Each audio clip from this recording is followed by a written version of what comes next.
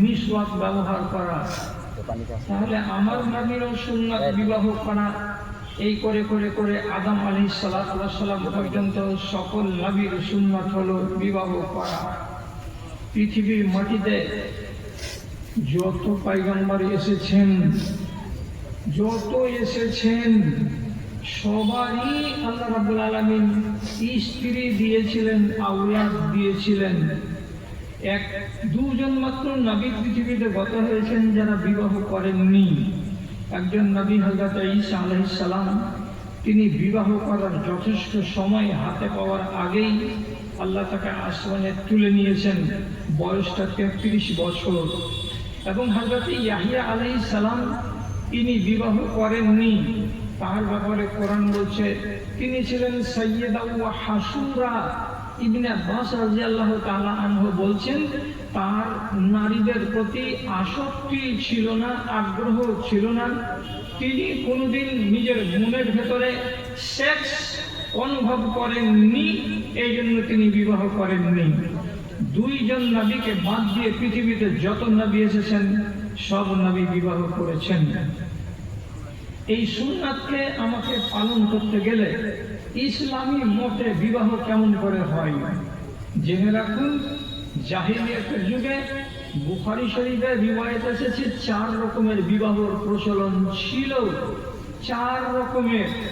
অত কথা বলার টাইম নেই, শর্টের উপরে বলছি। আল্লাহ পাকের নবী 3টা বিবাহকে ক্যান্সেল করে দিয়েছেন, একটা বিবাহকে রেখেছেন। ক্যান্সেল করে দিয়েছেন 3টা, তার নাম নিতে আপনি পাবেন না।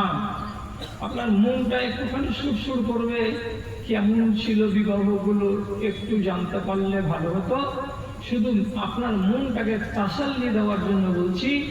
একটা বিবাহ ছিল কিরকম, যে ছেলে একটা স্ত্রীকে বিয়ে করে নিয়ে এলো, নিয়ে আসার 2 মাস 4 মাস পরে একদিন নিজের বিবিকে বলছে তুমি এখান থেকে 1/2 কিলোমিটার দূরে রফাটলা আব্দুল জব্বারের বেটা নঈমুদ্দিনের কাছে চলে যাও, ওখানে গিয়ে তুমি থাকবে 8 দিন 10 দিন 15 দিন 20 দিন।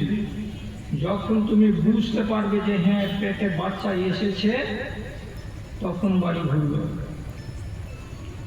বাচ্চাটা নেবে তো অন্য জনের কাছ থেকে বীজ নিয়ে সেই বাচ্চাটা এর বাড়িতে জন্ম পাবে।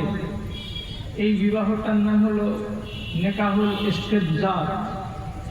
এইরকম হারাম কার্যকে আল্লাহ রাব্বুল আলামিনের নবী বলছেন একে দুনিয়া থেকে নিস্ত নাবুদ করে দিলাম, এত অপকর্ম বরদাস্ত করার নয়।